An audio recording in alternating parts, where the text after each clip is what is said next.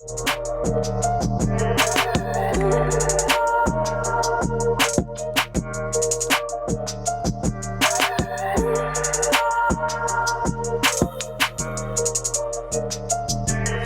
up, everybody? Welcome back. Today, we got a lot of things to talk about.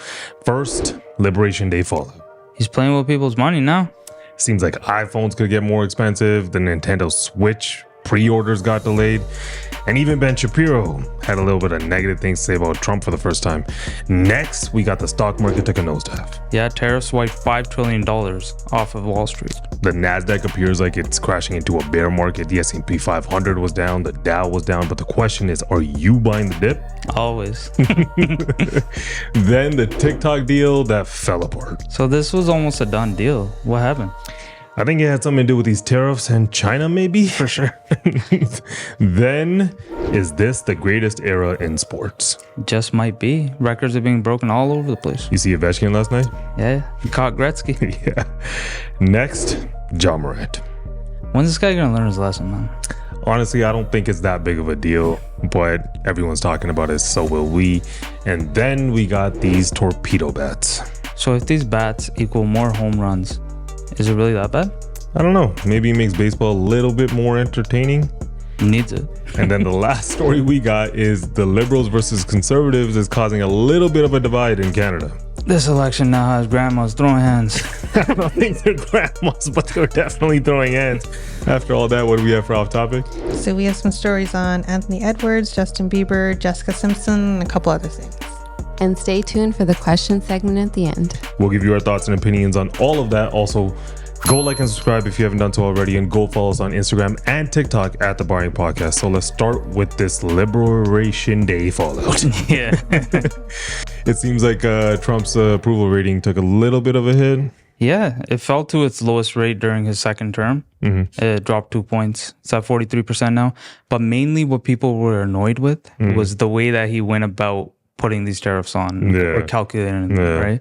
So basically what he did is super simple. Yeah, so he takes they took the trade deficit that they have, divide that by the imports, and then divide that number by 2 and round it. So for example, let's take EU for example. They have a deficit of $235 billion, and then the total amount that they import, $605 billion. Divide those 2 by 2, you get to 39. Divide that number by 2, you get to 20%. And that's the tariff. I mean, I see what they're doing, but countries have different populations. They consume a different amount of goods, right? It depends on who has more money.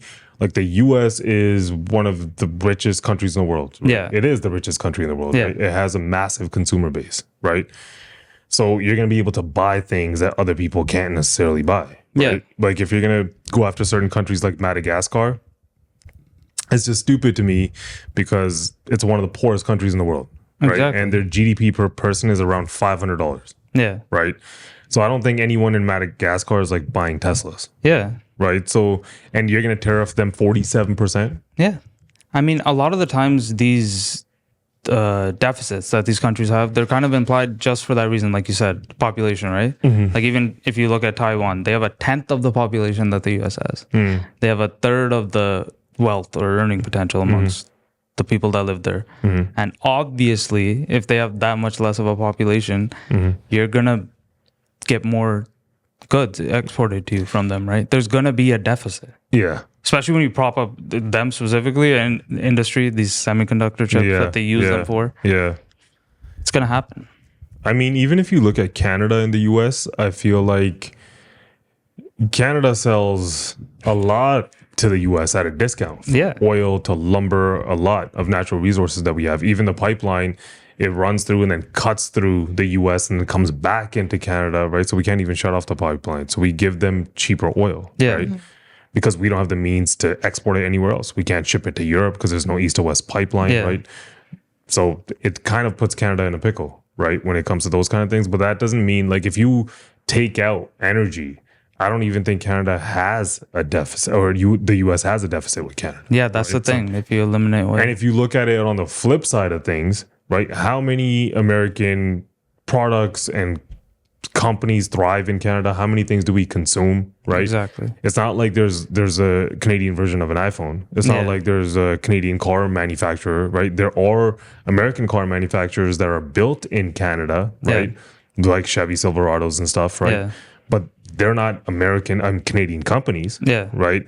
So this whole notion that there's this trade deficit is the problem it's pretty ridiculous, and I feel like it's pissing a lot of people off, right? For sure. The deficit exists solely for that reason, right?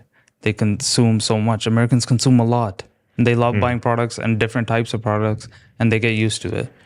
I mean, being children of immigrants, right? Like, do you guys remember, like, back in the day, if somebody would go to India, right? Like, they'd get a phone call and they'd be like, yo, they just ask for simple things, right? Like Nikes or shirts or whatever, branded clothing or whatever, right? And it's not because you can't buy it there. It's because they never used to earn that much kind of money where they would be able to afford those kind of things in that country, right? Yeah. Whereas even if you're doing similar jobs in Canada, you can afford to buy Air Force Ones and some branded clothing, even if you're just a forklift driver. Nothing against forklift drivers, but just if you're starting off somewhere, right? Yeah. And then now, obviously they ask for iPhones and a whole bunch of other things, right? But it's when you look at it from that perspective, the American consumer base is considerably more well off than the entire planet, right? Sure, you know how people like to talk about the top 1% in Canada or the top 0.1%, or they'll talk about the top 1% in the US. I think the top 1% of, if you could Google this, what's the top 1% of salary across the planet, so like worldwide, I think it's somewhere around $50,000. Yeah, it's not a crazy like 45 amount, or something. So anyone that makes more than like 45 grand is pretty much in the top 1% of the world. Yeah, I didn't know that. Right. So if you look at it that way, how could somebody in other countries dream of buying Teslas and iPhones? They can't. Right. I think this entire tariff strategy is kind of stupid. Right. Yeah, globalization is mutually beneficial, right? The country benefits because they get to make more money, and Americans like cheaper things, right? Yeah. It's like, if you're used to that whole system, obviously these tariffs are going to change that a little bit. Yeah. I feel like it's also bad for Americans, right? Because I think his whole plan is to eliminate income tax eventually. Yeah. Right? Which I don't know if you can totally do. A lot of the economists are kind of against that, saying that tariffs alone can't eliminate income tax. And then if you look at, like, we were talking about iPhones a second ago, right? I was reading here that according to some analysts, Apple could face $40 billion in costs because of Trump's tariffs to China and Vietnam alone, which would mean that there would be a 40% increase on iPhone prices. Yeah. Right? So in the States, the base iPhone, I think, is $799, right? Yeah. So if it got a 43% increase, it would make it $1,142 before taxes. That's US. Damn. Right? And their flagship, the 16 Pro Max, I think it's $1,599. And a 43% increase on that would make it $2,300 before taxes. $2,300. Like, it's already so expensive to begin with. Yeah. And then adding that much. So then you imagine somebody who makes like $50,000 a year. Yeah. Right? That kind of person, if it's a husband, wife, now have to replace their phones, that's like 10% of their income. For sure. Right? You're not buying the iPhone. Yeah. You're not buying the iPhone, right? For somebody that these makes Android bubbles, they don't seem so bad. The green text doesn't bother Android too. Yeah. They or Samsung, they get their phones made in Taiwan. So China got hit by like a 54% tariff. So without knowing it, not even on purpose, you're kind of giving a competitive advantage to Samsung, who gets to make their phones and sell them for a little bit cheaper. Just because of those tariffs, right? I mean, I would assume that Trump has people around him and it's more in depth than just this, right? Yeah. Because this is just our take on it. We're not like economic experts by any means, right? And like, we're just looking at this and being like, it's a lot more complicated than just saying that we have a deficit with them, so we're going to charge them tariffs. Yeah. Can you explain that? What does that mean if you have a trade deficit? It basically means that you buy more goods from a country than you sell to them. Okay. Super simple. Right? Yeah. So you export more than you can import. Yeah. But I feel like... Why call it Liberation Day? That's a weird thing. Right? It's almost like he made it a holiday. a holiday. April 2nd. It was so goes proud of down it. in history. Liberation Day. Poster board. Yeah. Showing to everyone. It was Weird. like a Bristol board giving a class presentation. So proud of it. Like you're sitting there with your glue stick the night before. Like gluing Some glitter on it. Liberation meaning like freeing them from the That's what it sounds like, right? deficits. Yeah. I guess that's what it's a wise choice of words there, right? Like, liberation, as if they were stuck in something. But I feel like people are going to be okay for this for a little bit because nobody sees these price increases yet, and people like Walmart saying they're not going to increase their prices. I heard that article out there. Even people refuting this iPhone thing, saying that Apple's not about to increase their prices, right? And then on the flip side, I think you saw Ford in the US where they were saying that they were giving employee discounts, right? Where they're behind. Like, you know, they're like, we're behind you, US, we got you. When in reality, what I saw there when I saw that was like a liquidation sale, right? Yeah. Like you're trying to get rid of inventory as quickly as you can because who the hell's going to buy these $80,000 pickup trucks? Right?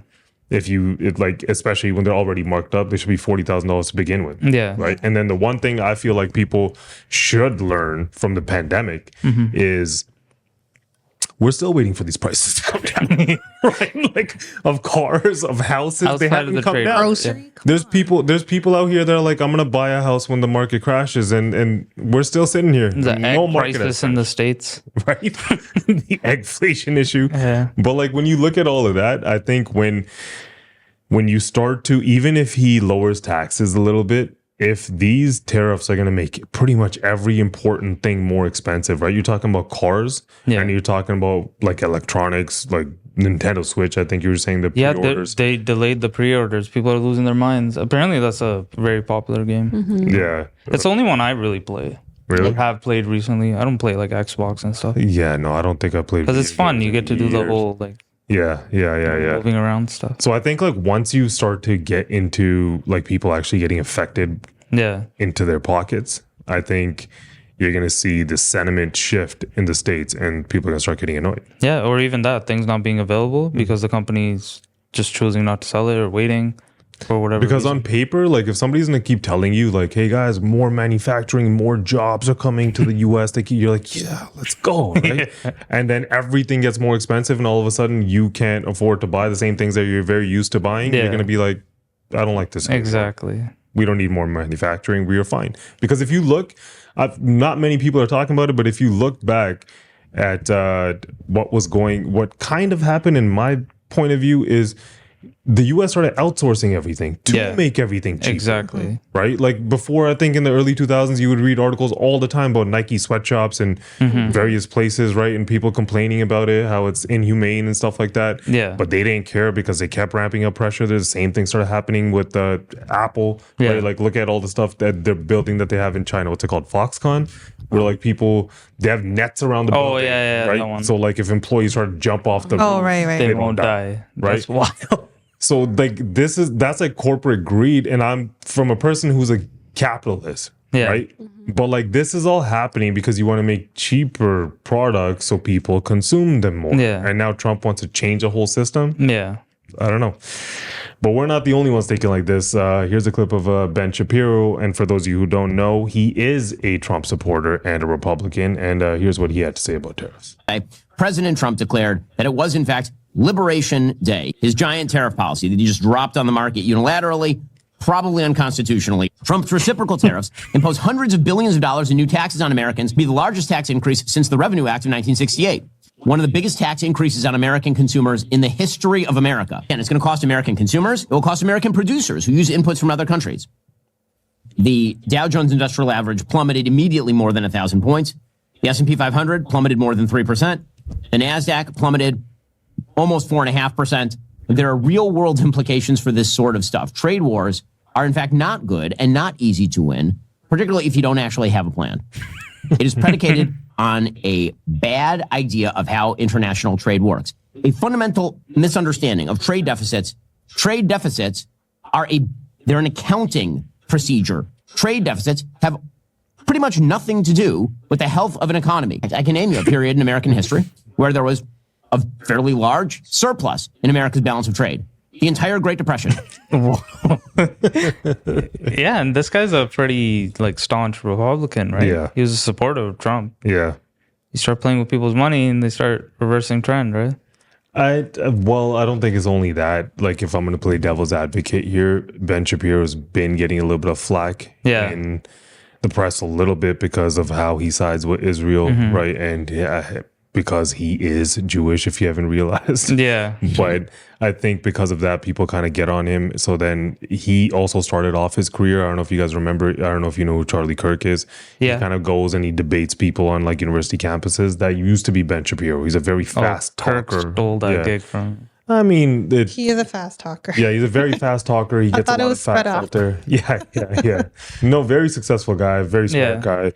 But yeah, so I don't know if that's like he's just specifically analyzing the situation. I think it's more to do than just with being analytical, right? Like I think maybe he thinks he needs to say some things, but regardless, we were kind of saying the same stuff. Exactly. Yeah, everything he covered, the main impacts, right? It's going to be higher prices of goods, trade wars, lower GDP, and job loss, which he didn't really discuss, which is starting to happen. Right. Canada's unemployment is already rising, right? Yeah. But let's move on. Please like and subscribe, as it really does help the podcast out tremendously. Now let's get back to But let's move on to the stock market crash, which is another big thing that happened from these tariffs. Yeah. So here's CEO of Barstool Sports, Dave Portnoy, who's also a Trump supporter, talking about his annoyance with these tariffs, but in a different way. Tweeted out, Dave, how much are you down right now and today? 7 million. I'm down $7 million in stocks and crypto. And it's tariff city. Trump has put his tariffs all over the place. I've been trying to understand them. I don't. Like, it's more a trade deficit tariff to me. Like, hey, we get this much shit from you and you get this much from us. Let's even that up. Let's get some wacky formula and do tariffs. And everything's in the shit because of it. He just lost 7 million. There's a definition of deficits, right? Yeah. Take this much shit. That guy's going through it, man. But yeah, 5 trillion wiped off of the Wall Street, right? Largest single day point loss for NASDAQ in history. It fell 10,060 points, and they were 1.5% away from another circuit breaker.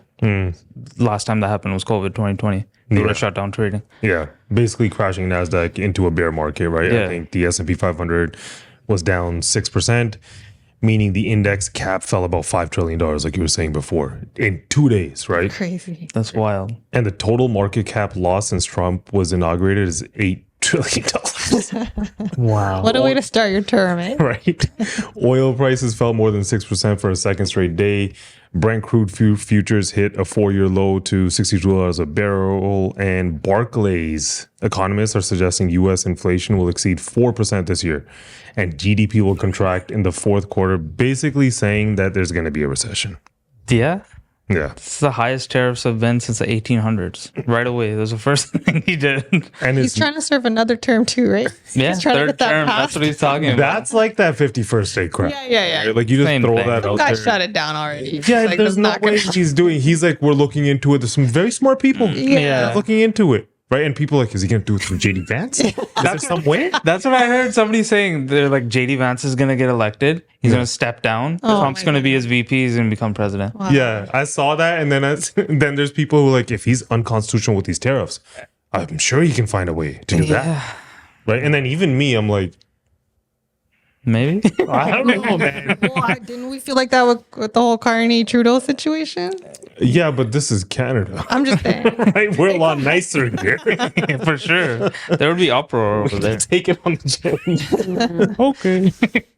But it's not just the U.S. You had some analysts talking about how it's basically Eurozone, China, Canada. Yeah. So basically a global recession is on the rise. Like you don't know which way this thing's going to go.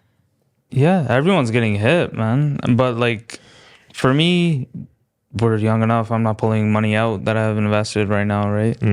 But you got to feel for these boomers that are voting right now. That are, yeah. Because if you're approaching retirement, if you're depending on how your stock portfolio looks like and how your investments look like, if you have cash flowing rental properties, or if you have dividend stocks that are paying you every single month, or if you're still invested in growth. If you are invested in growth, you're going to look at that and get a little nervous. If you're 65, if you want to use that money to, I don't know, you and your wife are going to fly out to the Maldives, like that's not happening. That probably just tanked. Or if you're somebody like this guy, he just lost $7 million in 2 days, right? He's stressed. You can see it. He has a lot more than 7 million, but still, must not be fun. Are you buying the dip though? I am. I'm always trying to buy the dip as much as I can. Dollar cost averaging historically is always the best way to go, right? That's one thing, and I feel like you can always get carried away whenever these little market crashes happen. Like this isn't even a real crash yet, right? But like we all know those people. Whenever the housing market's like going crazy, they'll be like, if it ever falls again, I would buy 2 houses, right? And then when the time comes, no money. They're in so much debt that they're not buying anything. Yeah. Right. The same thing happens with market crashes, right? You're going to see it now. Like this isn't financial advice. Yeah. But I'm not saying that this isn't going to happen. But if you guys remember during the pandemic, when the market crashed, right? Everyone was panicking for 1 or 2 days. Yeah. And the things that followed were everyone's getting rich, Bitcoin, Ethereum. Oh my God, what should I? You had a brand new millionaires, like a bunch of people flood as retail investors, and you had Robinhood pop off. You had in Canada, you had Wealthsimple, Questrade. People started getting into a lot of these things that all happened because you were on social media and you're seeing a bunch of 21-year-olds. I just bought this and it's skyrocketing, right? And they made money. Right? So now you get a bunch of these new investors, where a lot of those people now, not those new retail investors, but even older investors, what ends up happening is that interest rates went up. A lot of that money dries up. You are over leveraged in the housing market or in other things. Now you have to use that cash. So now your portfolio is taking a hit, especially if you're diving into your retirement income, which you shouldn't be doing, but sometimes you don't have a choice. And now you're starting to rack up debt every single month, right? And you start to go down this path where even if house prices fall, even if you see a market crash, you're not able to capitalize on it. For sure. Right. Yeah. That's the problem with being over leveraged, right? But like if you do have some extra money on the side, I'm not telling you guys what to do. But like for me personally, anytime there is this theory like don't catch a falling knife. But anytime the market is dropping, that's usually days when I'll buy. It's great. Like if I'm going to throw a few thousand at it or do anything along those lines, that's usually whenever it's skyrocketing, I'm never like, oh, this looks like a good time, right? But I feel like for a lot of people, it's the opposite, because I also typically never really sell anything. That's the thing, right? The thought process is always be buying, because buy when it's high, buy when it's low. You're always just averaging your dollar. It always works out in the end. It just depends. If you need that money tomorrow, I don't know. Then you got to be a little more cautious. So I feel like my take on this whole stock market thing is that it is a little bit overblown. We've seen it with the pandemic. We've seen it with the 08 financial crisis. We've seen it with the dot-com bubble. We've seen it numerous times. Like it usually passes while it's going on. People wish they would have invested. Right. And you don't have enough money to invest. I'm not trying to say that it's not a good time, that it is a good time for people's jobs who are at risk and stuff like that. There are things moving and some people might not be able to retire right now. But it's not as crazy as people want to make it seem. For sure. Like that's with the thought process that eventually the market will correct itself. Isn't that kind of how Trump is saying about the tariffs, that like it's a short-term pain for long-term gain for the American people? So do you guys agree with that? I think that is his whole take, but I think what he's trying to do there is like negate any kind of tariff that's going to cause inflation. He's trying to negate that with income taxes, right? He's saying that he wants to abolish income taxes, right? So if that's going to happen, when that's going to happen, it's hard to tell, right? Like if your iPhone's going to cost you $1,500, right? But then 2 years from now, income taxes don't exist. Like, I don't know, right? Like, and it's not like he has forever, right? And they keep thinking that JD Vance is next and Republicans are going to keep winning. If you look at the US in general, right, you won't see just 4 straight terms of for sure. It's back and forth. It goes back and forth. For sure. Right. So if this pisses people off enough, what do you think is going to happen? Right. They're going to vote the other way. They could vote the other way by midterms. Exactly. Right? Yeah. People forget, like outside looking in, who aren't that well versed in U.S. politics. I'm not saying I'm an expert, but you forget that elections basically happen there every 2 years. The general election doesn't happen, so the president doesn't change. Midterm. But midterms, things change around, right? And the way that laws are made could be changed, right? So if people are annoyed enough, you don't know which direction this thing can go in, right? Yeah, and if he's a smart guy, he knows he has to clean all this up by midterms. So he's taking a risk, right? But yeah, look, these are merely our opinions based on our life experiences, knowledge, and research. Maybe you agree or disagree or simply want to be a part of the conversation. Leave a comment and let us know your thoughts. Now let's get back to the pod. But yeah, let's move on to this TikTok deal that completely fell apart. Yeah, it seems like all this stuff's just linking back into tariffs, right? Yeah. So Trump extended this ban on TikTok again, another 75 days. And apparently there was a deal in place and it was finalized. Yeah. It included Oracle, Blackstone, Amazon, and a couple other companies. And ByteDance was supposed to retain 20% in that deal. Why did it fall apart? Okay, so Trump was supposed to sign an executive order, I think, initiating a 120-day closing period to finalize the paperwork and financing agreement. Yeah. From what I understand, basically what happened was it was supposed to be, like you're saying, Oracle. Basically, a bunch of ByteDance's biggest investors were, I don't know, I guess you can say in this consortium of investments that were basically being rolled into a new U.S. entity. Yeah. Right? Led by Oracle. Yeah. And then those tariffs. Yeah. And ByteDance is TikTok's parent company, if you guys don't know. They were basically like anything that, any kind of deal would have to be approved by China. Exactly. Right? The Chinese government would have to approve it. Then they slap them with a 53% tariff. Right? So what has happened is, now, weirdly enough, TikTok is a bargaining chip in this trade war. Yeah. That's pretty weird. Basically. And the thing that, I don't know if you guys remember, I might be remembering this incorrectly. When Trump originally gave this span where he's like, otherwise TikTok's gonna get banned. He's like, if they don't sell it, then hard knows they are banned, right? Yeah. And then this happens and he's like 75 days. Yeah. Right? Well, everybody knew that he was going to extend it again. That's what he just keeps doing. That's what he does with everything. No, I mean, okay, a little bit, yes, but like, doesn't it take the threat away then? Right? And couldn't you, if you are TikTok, right, at this point, couldn't you create some sort of back door, figure this thing out where you can keep the algorithm running in a certain way? Even the whole deal seems like, from these anonymous sources, that it was designed in a way where their investors, like I was saying, are basically just being part of some new entity. Yeah. Right? But it's still the same investors. Exactly. Right? So really nothing was really going to change. Like Amazon was never going to buy it. There's these rumors of, I think OnlyFans was trying to buy it. There's a whole bunch of things going on. Yeah. But they were never serious. They weren't? No, like they were. Yeah. Oh, but the White House was right. Okay, relax. Right? Like they were just about, So it seemed like it was always on the table. Even Trump said, I think in the beginning, he was like, China will consider tariff relief. Like he's kind of alluding to this. And we can fix this thing with some tariff relief. And then when he put out that post on Truth Social, he didn't seem so confident, right? Yeah. Do you think a bit of it's like he sees that he's causing so much uproar, his popularity is going down a bit, and he's like, can't get rid of TikTok, then they're going to really start hating me. I think... Like, why does he keep extending it? Why does he keep saying he's going to ban it? I think because there's this one thing about him where he wants to win, right? If he said that he was going to make this TikTok thing, the ban go away, he wants to make it go away. Yeah. Right?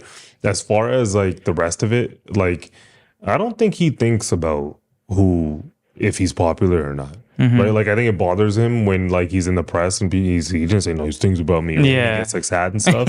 But like other than that, like I think he could care less if these tariffs are damaging people. What's going on? He doesn't seem like he's like Simmer was saying, like short-term pain, long-term gain. Like what the fuck, right? Yeah. Like What is that? He's not even going to be here anymore. He's also a billionaire. It's hard to identify with the common American. Right? There is also that, right? Like I saw a bunch of podcasters and right-wing media talking about it, and they were basically like, "Oh, if my iPhone costs $2,400, it doesn't faze me. Like I could." It phases a lot of people. Yeah, average people. That makes a difference between them buying an iPhone or not. Yeah. Right, and like if you're gonna make somebody else's life harder today, they're gonna remember it tomorrow. Yeah. Right. And like somebody watching this podcast for the first time are going to think we're some liberal lunatics or something because we're just shitting on Trump. Yeah. Right. But like that's how I feel about this whole situation. I also see this weird side of it where there's certain Canadians who are just like, no, he's good. Yeah. What he's doing is great. Mm-hmm. Like, bro, you're Canadian, bro. Wrong team. Wrong team, man. He's not doing what's good for your country. Yeah. Right. Like because like I try to spin some logic on this whole thing. Yeah. Right. And you would think, logically speaking, if he said, "Okay, the border's a problem, you deal with the border, it'll go away," right? Mm-hmm. Like right now, there's even people who are analyzing the situation, and they're like, maybe if we start making cars in the U.S., this whole thing will go away. The guy's telling you he wants to make money from this, so he can get rid of income taxes. He doesn't care what you do. These are here to stay unless it completely screws up the economy, and he realizes that voters are going to vote the other way. Then it'll go away. Yeah. Otherwise, I don't think his plan is to make these things go away. He was talking about fentanyl for so long. Did he not talk about it anymore? No, is that over? That, right? Yeah, because what fentanyl's coming? This is every country on the planet. You saw his bristle board. Look at this. Very nice to them. Oh, yeah, this guy. The scary thing is for anyone who is a TikTok creator, I think this might lead to a TikTok ban.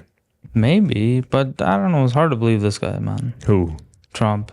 He might just keep delaying it. But if China gets super serious about it and they tell ByteDance to like pull out of it, get out of USA, you never know. Yeah.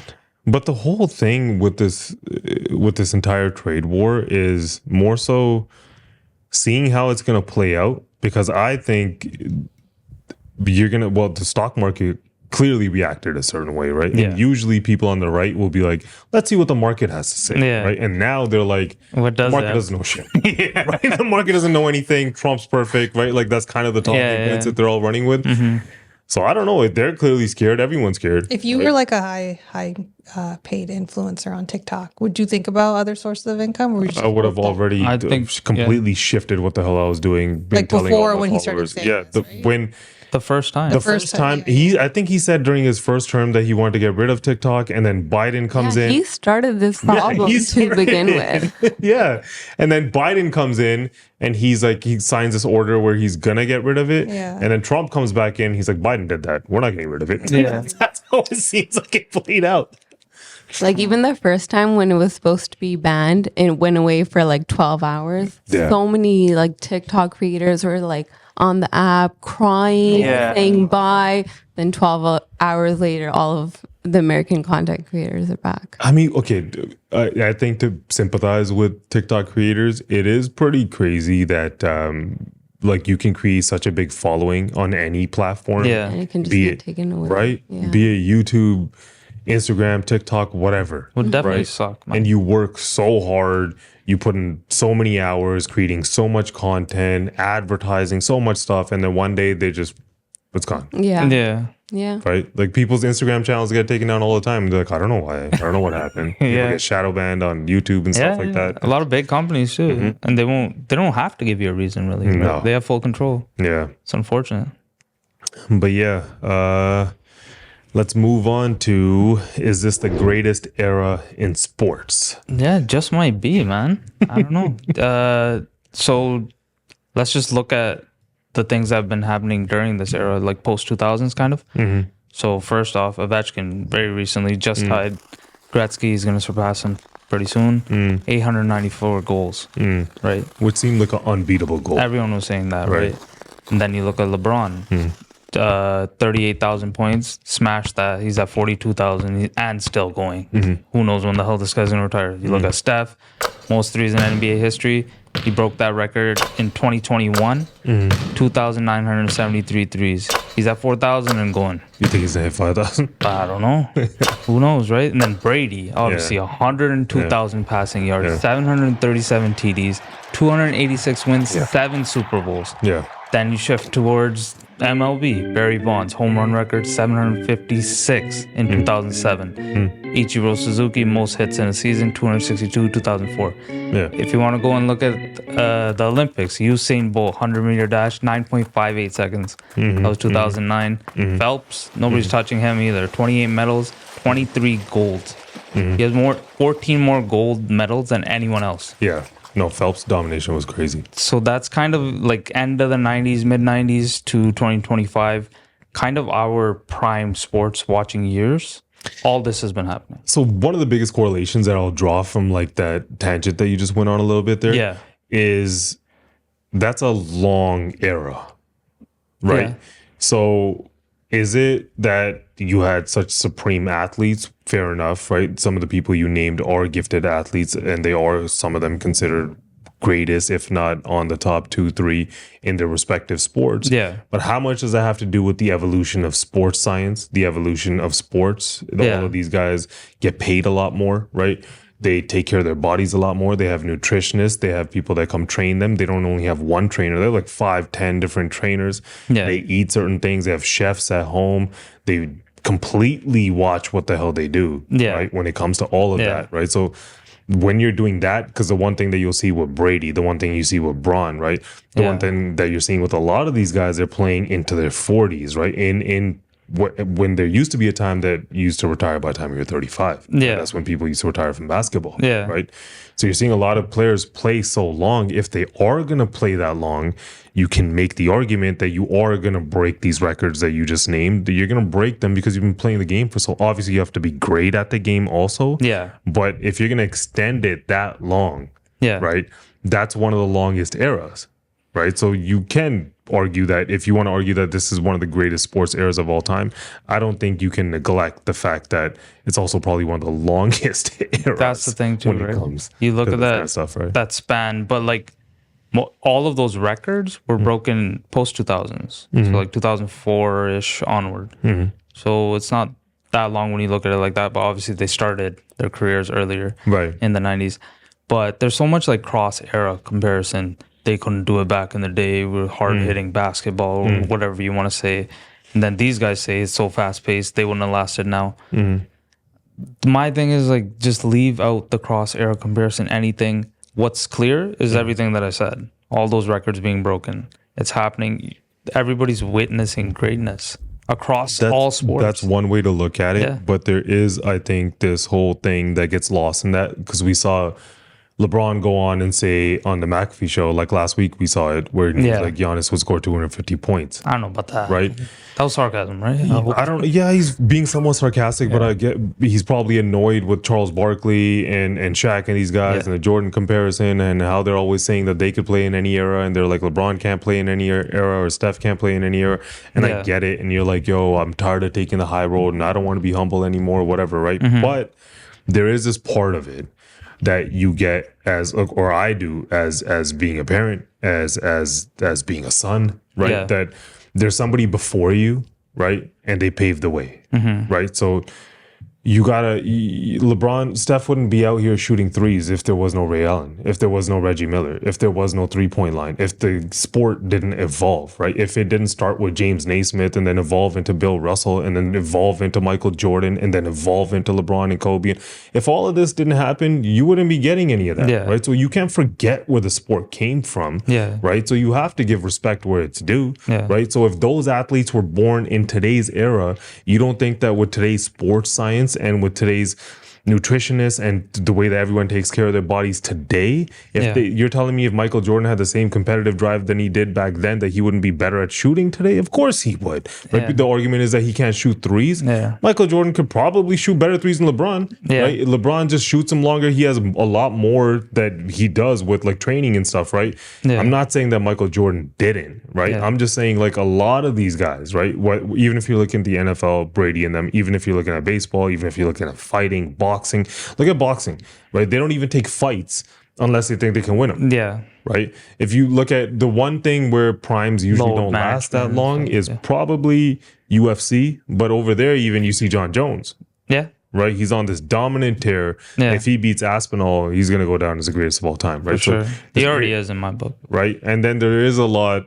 I feel like as long as people don't forget the past and realize that there's people that paved the way, right? Just like I didn't do this whole thing on my own, right? Yeah. There was my dad before me, before him. It was my grandfather before him. There's like, it's just, they paved the way, right? You get a little bit more. My kid's going to have a little bit more than what I had. Yeah. Right?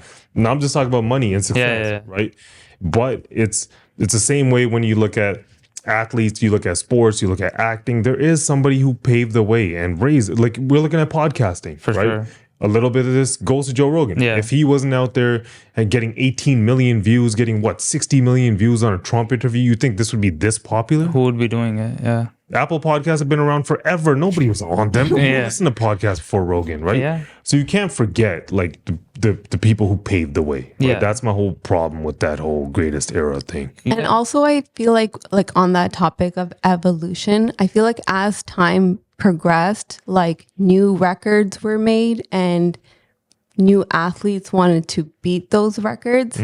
So it's like these weren't the records previously. So it's like if you beat them now, oh, you're the greatest. But before, when they set these records, they were considered the greatest. Yeah, it's a popular sports adage, right? All records are meant to be broken, right? And all I'm saying is all these are happening right now. I'm over the cross comparison. Who cares? It's never going to happen. You're not going to go back in time and Jordan in his prime is going to face LeBron. It's not going to happen. And fair point you're making, they're not eating McDonald's and drinking beers before games anymore. Right? Like they're taking care of their bodies for sure. And we'll never have that answer. But it's cool watching Ovechkin do it.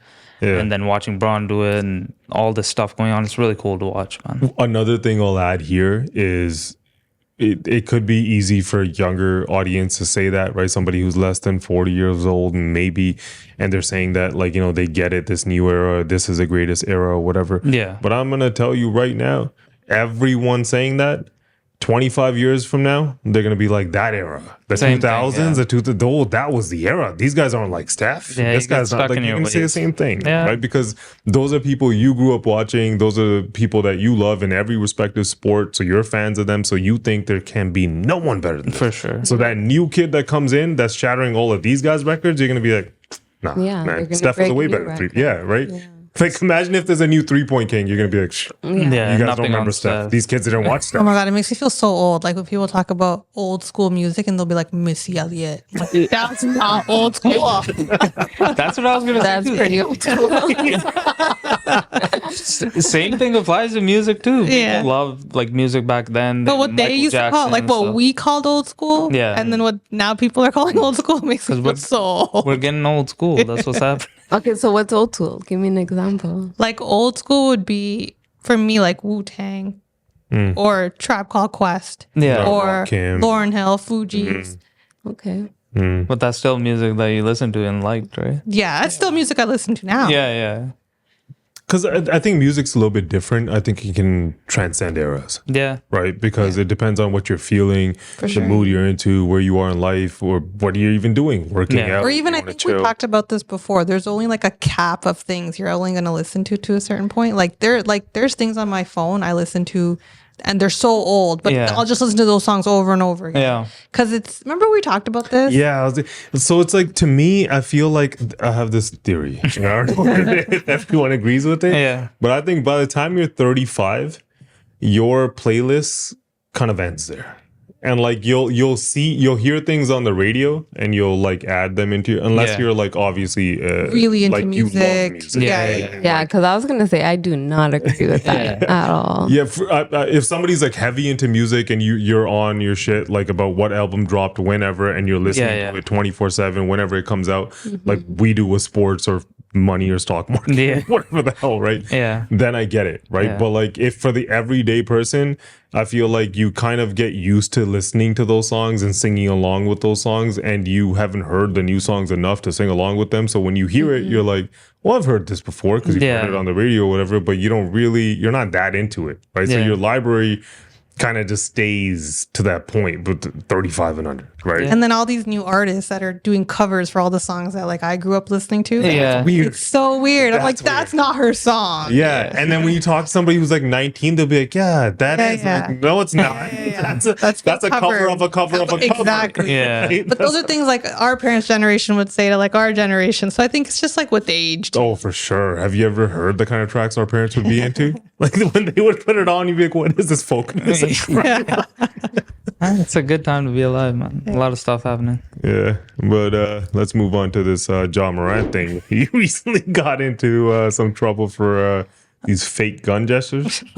This guy, man, he's a full-blown dumbass. He loves guns, right? He has an obsession with them, obsessed. right? So just a brief history of his obsession with firearms. So he's suspended in March of 2023. He's brandishing a gun at a nightclub. That's not enough. 2 months later, he's on Instagram Live with another gun. I saw that. He's like, can't get away from these guns, right? Yeah. That results in a 25-game suspension for the 2024 season. Yeah. And he goes on to have a bunch of interviews. I'm so sorry. I regret it. Blah, blah, blah, right? Yeah. Play this video. And then fast forward, right? This video, Tuesday, April Fool's Day, Yeah. a couple of days ago. Yeah. He's having a finger gun battle with another player, right? During a game. They both get text. And they're issued a warning, right? Yeah. Hours after the game, he gets a warning. Next game, first play, shoots a 3. More finger gun. Right? And he gets a $75,000 fine. With a 1-point lead and just minutes into the game. At it again. They're like laughing. Ja Morant celebrating. Washing that car, baby. Right, so this guy. Okay. Push it to. So this guy on Tuesday, he does a finger gun battle, right? Back and forth, him and Buddy Hield. Wednesday, Did the other guy get fined too? they just got text during the game, okay. right? So on Wednesday, he has an IG post. It says, "Some people will only love you if you fit in their box. Don't be afraid to disappoint." Right? So now there's some talk of, because other players do it. Yeah. They literally do it. A lot of other NBA So I'll say this. I'll say the way he started out and how ignorant he's being to how it looks for him is a little stupid. That's right? what it is. Because like what you've done, what you gotten suspended for, basically. And when John Morant was on fire, like when he started doing that stuff, he was one of the up and comers. I'm not saying he isn't now, but he looked like he was going to be the next superstar in the NBA. Generational talent, man. Yeah. He was young though, no? He's still young. Yeah, he's still Yeah, young. but that's what I mean. Like it's also with like an But I was gonna immaturity. say, so with him. all NBA players, like when it comes to finger guns, right? Like a lot of people are like I feel like they're overblowing this a little Yeah. bit. I think it looks stupid, especially for him because of things that he's done in the past. Yeah. History. But like doing this, like that's not like it's something that I would like. You should be fining people for these little hand gestures. If you know Jamal Murray, right? Yeah. Like when he's on the Denver Nuggets, when he shoots a 3, he's a Canadian kid. Yeah, whatever. When he shoots a 3, he always does this bow and arrow. arrow thing, right? So what are you going to argue that a bow and arrow is less harmful than finger guns? Might be. There might be, but you can still technically take someone's life with a bow and arrow too, right? yeah, So for you're sure. just But the as same to what he's shooting motion. saying, like he's not on his story. He's just like No, bows. for sure. So this guy's just a little bit ignorant when it comes to that kind A of little stuff. bit? No, Insane amount. I get it, right? Like he keeps doing it again and again, and he doesn't care what the punishment is. Yeah. He's just kind of like, No, he like this one. acted like he cared. He went on all these interviews. He did. I'm so sorry. I want to he- change. Check into rehab or something. I don't know, but that He did possibly. something weird where I was like, to clean up That his was, that image. was a right? story thing, I think. Yeah. And I remember telling him, like, why are they letting him continue like to play? Like, I don't get it. Like, Yeah. there should be a rule against it. And I think you're like, just because he's such a good player, they didn't want Well, him. there's that. There's one, and like when it comes to this kind of stuff, to me, it's like harmless, right? I mean, the whole talk is like there's a bunch of other players doing it, and obviously kids watch, right? And in the past, NFL has a big history of like getting rid of celebrations or being anti like all violence of any nature. So they're like, should they ban it? I don't know about banning it. Maybe they should. Maybe they'll get this guy to stop, right? I 'Cause, like, disagree, man. he's a multimillionaire. You're not a gangster, and if that's what you wanted to be, I get it. wrong profession. I get it. But when you're playing sports, right? there's this competitiveness that kicks in, right? And we've all played ball, like growing up, right? Behind the school, you're playing in the park, whatever, right? Like, I feel like when you're playing, there's a lot of like what you do with celebrating and showing off, like, hey, I hit that, pointing at each other. This is even when you do like a touchdown, and there's some sort of they all do it, right? They're pretty strict on those. Are they strict now? They used to like dance and stuff, no? They'll fine them for certain. Okay. I think like obviously if you're like being like a little bit vulgar or like, you know, getting a little ridiculous, like maybe you should chill out, right? But like harmless stuff, I call this harmless because to me, like that's not, I don't think you're showing that somebody's a gangster or anything, right? I think he's a little bit being a dumbass, right? Because he keeps doing it again and again, despite what anyone wants to fine him or suspensions. He really doesn't care. He thinks it's harmless or whatever. But I don't think that, like, if you're gonna take away showboating and you're gonna take away this expression that players have, right? That is part of the game that is attractive, for lack of a better word. When you see somebody dunk and hang on the rim and they get a tech for you, like, come on, man, give them a tech, right? Or like if they are doing things like this, imagine if this is a playoff game, they went like that, they're like, all right, technical, like, what do you do? It's not that big of a deal to me, right? Whereas if he's saying something post game and he's talking about guns and how much, even if he's saying he loves them, that's a right to have guns in the States. It's their law, right? Like, I mean, it's all fine. I get it, right? You're in the zone, you're competing, you're talking smack back and forth. Things are said. We don't know. They're swearing at each other. What the hell they're doing, these players on the court, right? But this guy. Yeah, that's not the smartest for him. The same guy, he went to a mall with his buddies. He plays in the NBA and he jumped some kid. Oh my God. This is the type of things he's doing. I think he doesn't have like an authority an agent or somebody to tell him, or like someone to be like manager or something, right? Yeah. Just like cut it out. Yeah, even if you're about that life, you would think that if you have that much money and people around you, that you have somebody that takes care of that for you. That being said, like, these athletes get so much money at such a young age. Like, it's so easy to be immature with it. Do you think it's a money thing? I think it's just a him thing. I think he doesn't like authority, which none of us do, to be fair, right? Yeah. If somebody's going to tell you what to do, right, you don't like it. Nobody likes it, right? If somebody's going to big brother you and be like, this is how you do things, nobody likes it, right? So I think he just gives you a little bit of pushback there, right? But like, I think in this day and age, like if you want to talk about kids and all that stuff, even if you look at like streamers, not only athletes, influencers, musicians, right? Like you look at all of them, there's questionable stuff happening all the time, right? For like if you see Kai Cenat. Yeah, I was about to say those live streams. Yeah, like you think they don't do anything. I just saw one of the I Show Speed, right? I'm not saying he's doing anything wrong, but like they act like crazy while they do these things and they're doing that. I don't know. If you sat and watched their whole thing, you think they he was walking some steps or something. Did you see that? Yeah, I saw that. And those are geared towards kids who are younger, right? Because they're gaming streamers, right? So I feel like this argument that like, you know, it's kids, it's all of that. It's a little bit. I think it's like to what you were saying. It's dumb for him, right? Because of the situation he's in, right, and his history, right? Like maybe relax a little bit when it comes to that stuff. But if it was like, but then again, like you can't, like if his normal player is doing it, like do you have a problem with Jamal Murray? I don't, right? Like, do you have a problem with like if you're gonna take? Well, that being said, one time when the Leafs were in the playoffs or something was going on, he was like, "Oh, who watches hockey?" Yeah, and I had a problem with him. Jamal Murray, just him. Some of us have a problem with him. He lives in Kitchener and he acted like he didn't know that the Leafs were in the playoffs or they were playing a game or something. I haven't liked them since. Okay, with that, let's move on to these Torpedo Bats, and everyone's mad at the Yankees. Yeah, so essentially these bats, they're just they have a larger sweet spot. That's where you make the most contact with the ball, right? Yeah. And they're perfectly legal within the parameters of the game.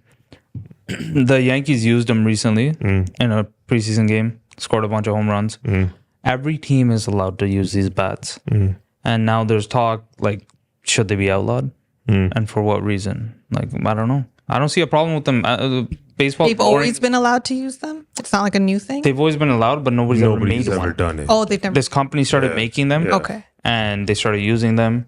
But now other teams are using them too, right? They're allowed to, and some are. Yeah. But it's everyone. You think it's like an unfair advantage or something now? But not if everyone can use them. Yeah, no, that's what I mean. I don't like, get why it. would they outlaw it? There's a couple things here. One, if anyone's ever played baseball, like I've never hit a baseball coming from a professional pitcher, but it's an extremely difficult thing to do, right? For the average person who's like, this isn't fair. Yeah. Like you probably can't even hit a line drive, much less be like, T-ball. this is where.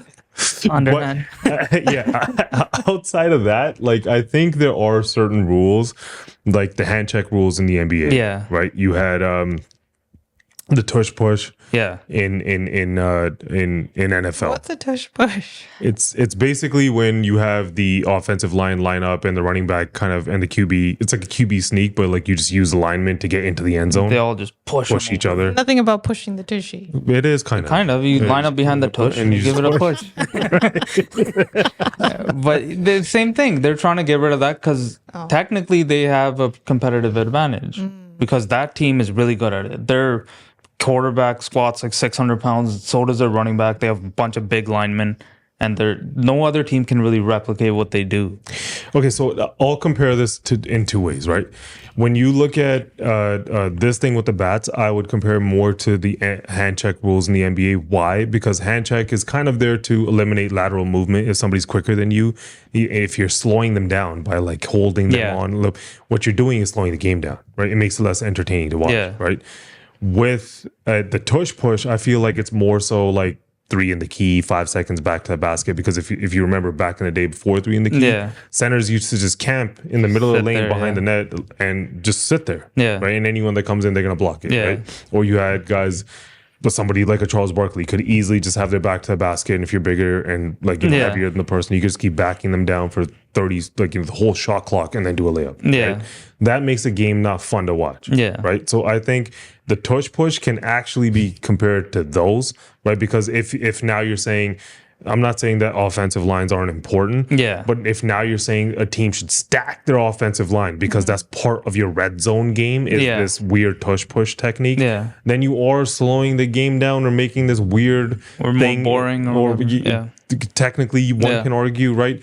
Whereas I feel like hand checks and I feel like these bats, hand checks means you're speeding up tempo. It's more entertaining to watch. And these bats mean more home runs, which baseball could use. Right. So I feel Baseball's like pretty boring already. Right. You split them up that way. I don't see the problem with it, man. We like kids, we teach them to think outside of the box. So these teams, they think outside of the box and we're like, don't think that much. We're not going to reward that or you're cheating. I mean, you are a little bit catching somebody off guard, right? Like imagine if there's no rule. There is rules about how basketballs work and stuff, right? But imagine if there wasn't, right? Imagine if there was no rule about the type of hardwood you can use in the NBA floor. And one day, a certain team decides to use one that has a little bit more elasticity in it. And they start jumping higher in those games. And you're like, yo, what's going on? Right? Like, I don't know. It catches people off guard, even if it's so obviously you're going to get some pushback and everything that's happening with it. It also makes the bats look kind of weird. Right? They have this bulge in the middle or whatever. But then these bats, everybody can use them? They're all allowed to use them. For now. They'll probably get rid of it too. Who knows? Do you think they should end up getting rid of them? It's not even proven yet that that's the reason why they're scoring more home runs, right? Like, it's not for certain. I'm not that... I don't have that much knowledge on baseball, especially now, because I don't follow it so closely. But I did read somewhere that there was like 7 or 11 straight games where they're hitting home runs. Right. And a couple of players that traditionally don't, they're hitting something. But it's also preseason. It's Then there's that, right? It's overblown, man. Yeah. I mean, why don't they allow bat flips? Why is that like not a same sort of thing? Same thing, showboating. Showboating. That's it? That's all it is? Oh. So then like that. Kids started doing it in little leagues and stuff. They hit home runs and throw their bat. So couldn't they hit someone and hurt them? No, you're not throwing I thought it was that's what the reason was. No, that's not the reason. Because if you remember when Batista did it that was over his shoulder, right? After did that. He get was it fine? No. It was fine. It wasn't. I don't think so. I mean, it was okay when he did it. I think who was the guy? Forget his name on the Rangers. The next time they played him, they got in a fist fight over. He punched him. Yeah. Oh. Yeah, I forget his name now. It's a weird name. Rogned Odur Rough. It was Odur. Yeah. It was Odur. That was the last name. But yeah. Odor. But yeah, so I feel the same way about these finger guns as I do the bat flip. I don't think, as I do like most touchdown celebrations, I don't think you need to take things away, right? Like if it's a part of, unless they're doing something weird. I've recently seen like a lot of TikTok videos of baseball teams coming out doing dances. Have you guys seen this? Is this like not a new thing? I don't know. In the MLB? No. Oh, okay. Like literally. But I've seen a lot of just recently. Just side note. Yeah, I feel like if anyone's offended at this stuff, like you guys aren't ready for the next generation. They're born with these TikToks. They're all gonna be dancing. They're all gonna be dancing all the time in every sport. Just going down the court, they'll probably start dancing. Right. That's so true. Yeah. Let's move on to these liberals versus conservatives. And the divide is causing in the country. So here's a clip of two ladies throwing it down at a liberal campaign event. Yeah, that's the party that you're supporting. You're supporting a man. Oh, she clocked her. Wow, like that. Stay back. Oh. She landed a punch. Enough. Don't fucking touch me ever again. Enough. Oh my God, yeah. Yeah. Savage. That was apparently conservative versus a liberal. It was at a liberal event, right? So that a carny rally, yeah. Yeah, the other lady was in line to go to a carny rally. I think so. But she was just like, you don't have permission to film me. That's what got. I saw that. Yeah. And she was like, I can film whatever I want, right? She got a punch it seems like the other one did, right? I feel like if you let that go on though, the oh yeah. The little bit more. One? Yeah. Would have dealt with her. But what do you guys think about this whole hatred for the other side? I think it's really stupid. Even when it comes to sports, it's stupid. But this isn't like Leafs versus Senators in the playoffs. No. Like people need to calm the hell down. This isn't the Super Bowl. I think but being it is for some of these older people, but yeah. I think being that passionate about a government is so dumb because in the end, you're just a pawn. You're just a voter for them. Right. The government doesn't care that much about you. So being that invested in it when you're going to start punching other people because they disagree with you. I understand what you're saying, but imagine like, isn't it so weird or awkward to talk about somebody who's not following the same government as you that you want? It's like, it's kind of like you just don't talk about it, or it a little bit can get heated. It can, yeah. Think about even like how we feel at current government, and like we want the conservative government to obviously be in power, right? Yeah. Someone that's too liberal right now, you can kind of just be like, well, what's wrong with you? Like you can get pretty angry at it. Right. So I don't see this not happening. But I'm not gonna go punch liberals. No, for sure. I'm not saying any of us should cause to fight. Yeah. But I think I get it a little bit. I think that's when you're younger, you'll always hear that, don't talk about politics, don't talk about religion. Right? And some people don't even like to talk about I feel sports. it more now, though. I feel it more now. Like, I don't really want to talk about politics. So why, though, is probably because if you were younger, you didn't have any skin in the game, right? Yeah. The older you get, you become a parent. Right? More knowledgeable, too. 1, you're more knowledgeable, right? Life experience. 2, life experience, right? 3, you probably got married. You probably bought some assets. You probably own a house. Maybe you own a rental property. Right. Maybe so it directly you own a couple of maybe you're a parent now. Especially when you become a parent, then you're thinking about the next generation. You're thinking about social issues that are happening. You're thinking about financially, or what's inflation looking at in 30 years. How's my kid gonna afford a house?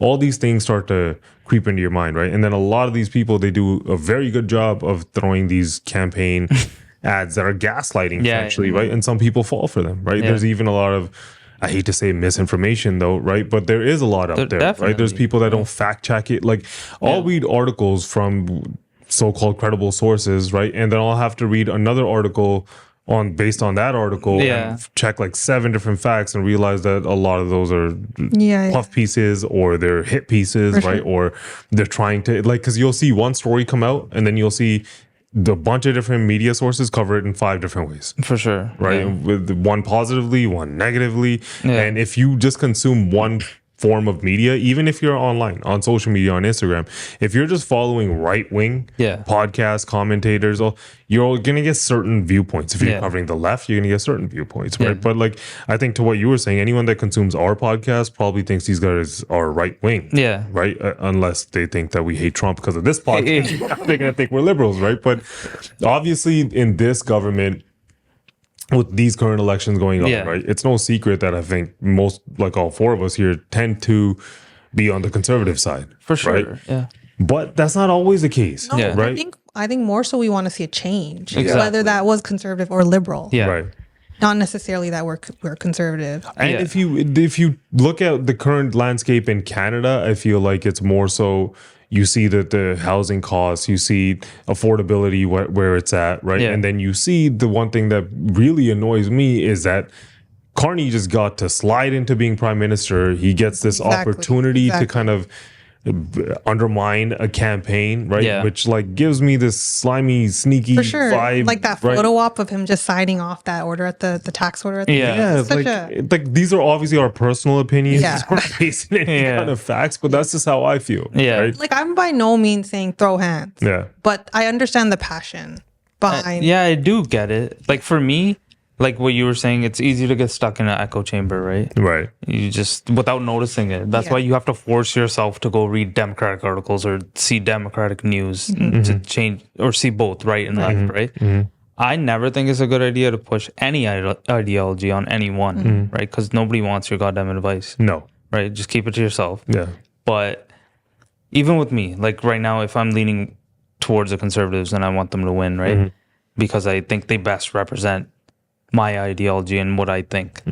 Now, if that guy wins and completely lies and does stuff he said he was gonna do and he doesn't do it, screw him. Yeah, then next election, are you gonna vote that way? For sure. I don't get to be That's that what I mean. loyal. Like we just want to change. I think people get so married to their ideas, right? And they don't for a second stop and think, right? Like, why did I start thinking this thing?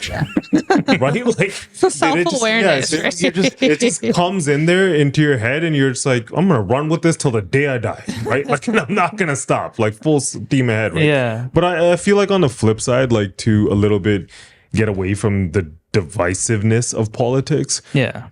I think depending on where you are in life, what stage you're at, right? There are certain things you're gonna look at and you're gonna see that this party favors me more than the other, right? And there are times I feel like things get a little bit more heated like they are now, like we saw in the last elections in the US, when you feel that the country needs a change and then people kind of get angry that you're putting yourself before the country. Yeah. Right. And they'll be like, oh, they're saying that because they're lazy, they don't want to work. They're saying, but for the most part, logical people kind of tend to feel the pulse of the country to say, and they'll kind of lean whichever way is, the country needs. Yeah. But at certain times, if somebody's not making money and one political party's platform is to, give more stimulus, they're going to go that way, right? Sure. If somebody has more assets and one political party's platform is to give you tax relief, you're going to go that way. Yeah. Right? It's common sense, right? I'm not going to sit there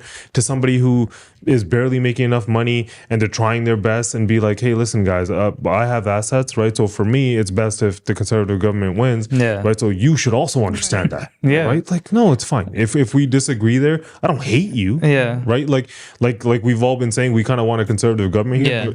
We have families that are incredibly liberal, for sure, right?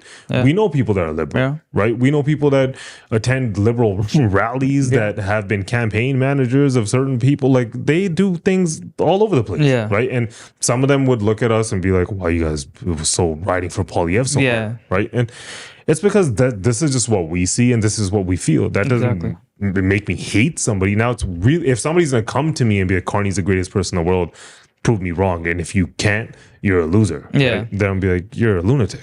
Right? That's my opinion, right? But as long as you're not out here trying to push that onto me, like.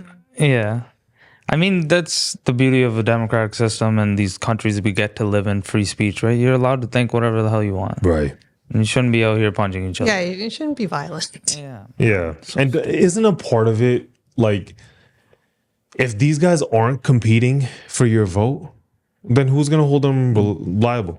Yeah. right? They're not doing their job. They're not going to be doing their job. Yeah. Right? Like if the liberals were in power, like this would be their fourth term, right? Yeah. Fourth, fifth, sixth term. You think they care what's going on? The country's going to go completely in one direction. Exactly. Right? And I feel like countries need to go back and forth. I almost feel like, I don't know how you guys feel, but I feel like you should have term limits in Canada. Yeah. Right? I agree with that. I think you should have 2 term limits and nobody can be prime minister more than 8 years. Yeah. Period. Like the state. Yeah. Because I don't like this, right? Like 4, 9, 12. What are we doing? Same guy. Right? And then they get used to the power. They know how to manipulate that power. Like imagine people who are terrified of Trump now. Imagine if there was a 3rd term and a 4th term and a 5th term, right? Like people would start getting really scared. Part of the relief comes from people that don't like him. It's like, this is the last one. Right. Yeah. We're done, right? Yeah. I'm almost finished my presidential path.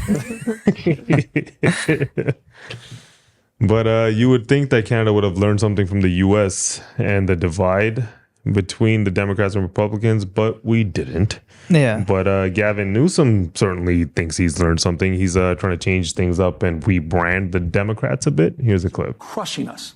The Democratic brand is toxic right now.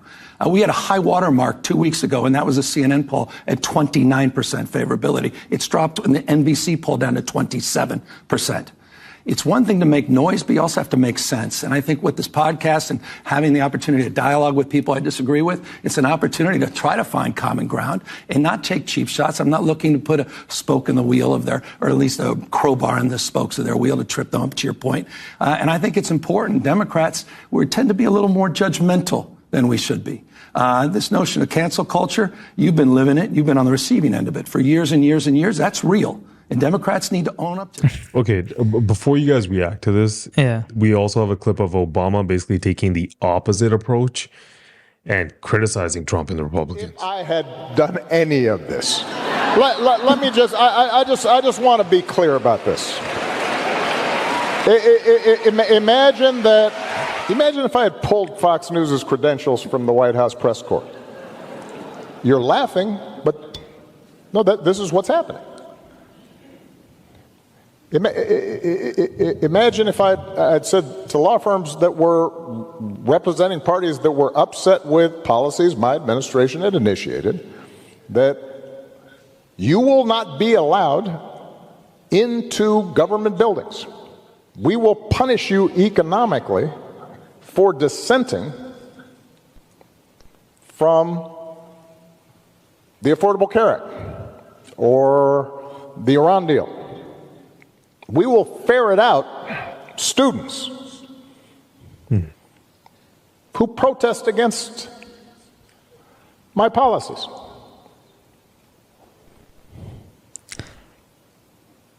It's unimaginable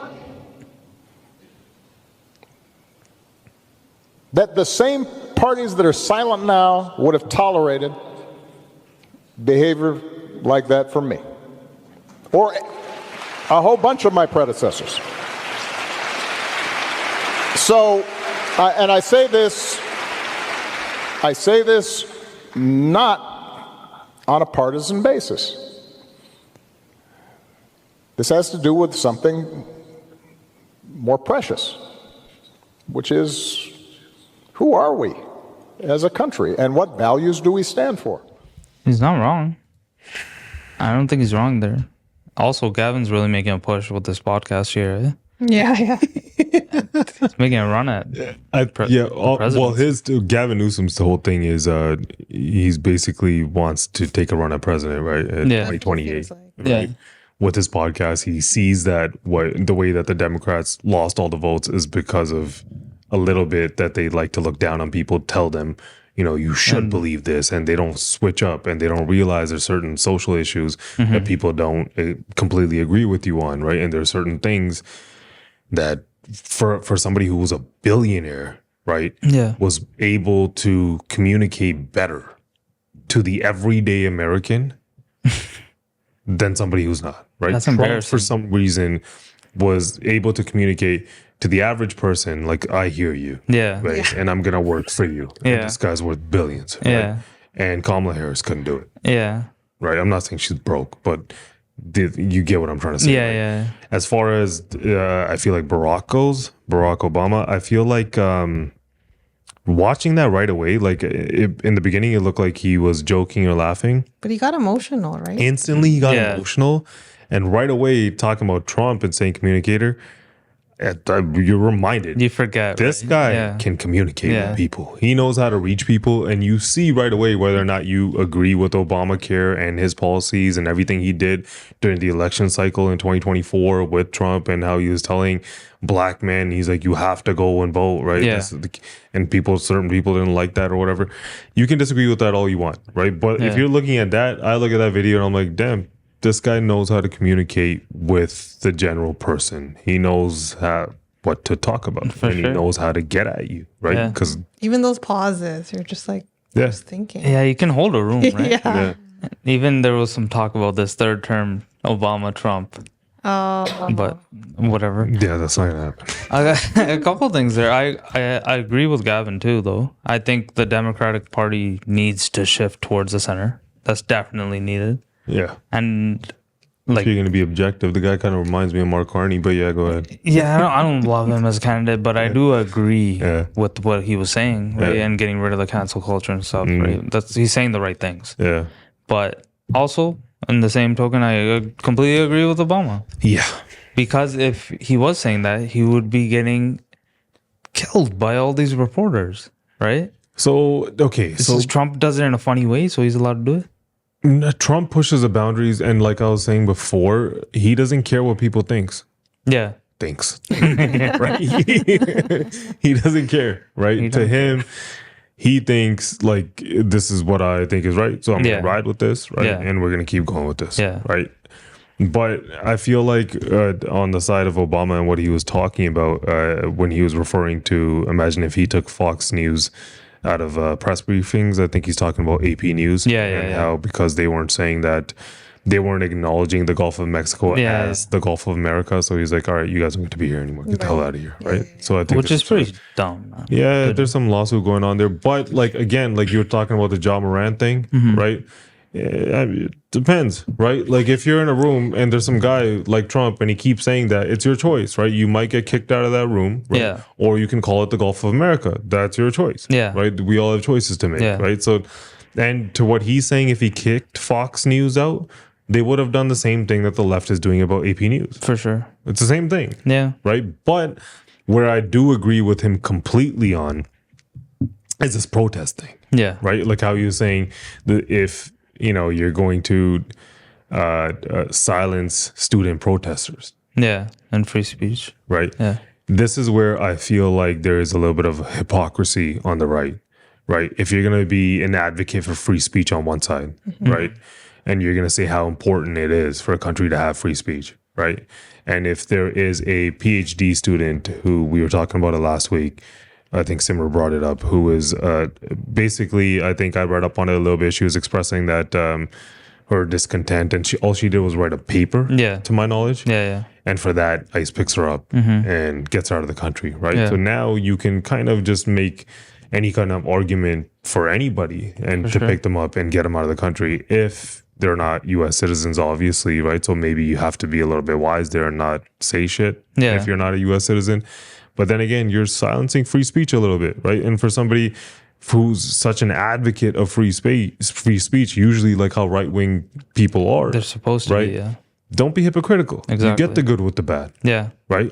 Like that's just how it goes. There's going to be people who are full out crazy supporting terrorists and saying crazy things, right? But they're going to say that because they can. Freedom of speech, right? And freedom of speech is actually something that I wish was absolute in Canada, right? Like I wish people can, because Canada's a melting pot, right? There's people from every different culture, every different religion that live here, right? Yeah. And people are going to disagree sometimes, right? But you're only going to see perspective through discourse, right? Yeah. Through conversations, through having discussions, right? And if people don't even have the right to like absolutely say what they feel, right? It's a slippery slope. For sure. I 100% agree with you, right? But just to bring it all back, I think people need to hold their elected officials accountable. And whether it's in the States or Canada, right? Like Canadians maybe direct your elbows to where they should be going. Like we saw what they were doing, right? Yeah. Arguing Trump, this and that. Same thing with Trump. He's doing a lot of things that maybe the right doesn't completely agree with. Just because you're on that team doesn't mean you just ride with them. Just hold them accountable when they're in office and make sure they own up and do what they're supposed to be doing or what they said they were going to do. Yeah. Yeah. Because I think generally there are a lot of good people just trying to do the good thing. They're trying to do what's right, and they get caught up in a lot of this. Yeah. Especially when it comes to politics and politicians and stuff like that. And they're just riding for a team, just mindlessly married to this idea that this person's like Superman to them or whatever the hell, right? Like these people come and go, right? This country's going to be around, right? Like as long as you're growing as a person, right? And you're taking the necessary steps to make the country a better place. For sure. There's no point fighting with people over it. It's a little weird, right? Of course.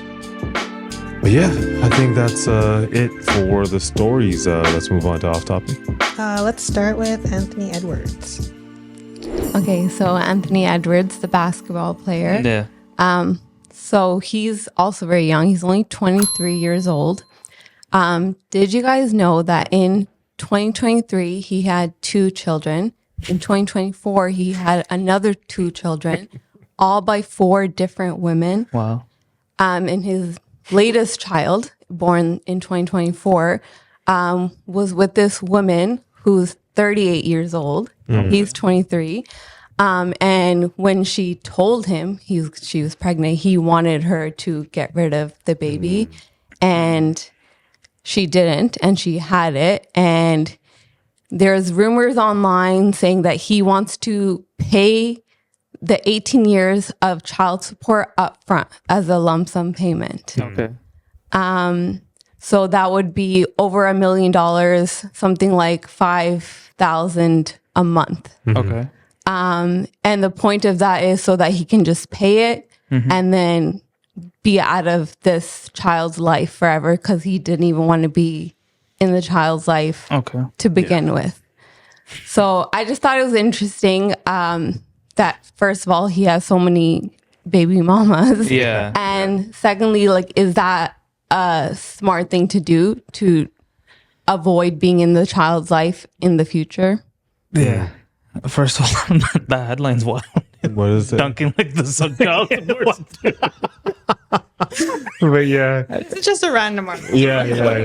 That's hilarious. I mean, for the baby mamas, I think that's nothing new. Athletes do this kind of stuff all the time, right? Yeah. Like you saw. I was so shocked by that. There's athletes with Antonio Rogers Cromartie. He has 13 baby mamas. Really? Yeah. Dwight Howard has how many? I don't know. Some crazy numbers. Crazy numbers. Like 10, 9, right? 10. Like they have, how many kids does Cromartie have? I don't know.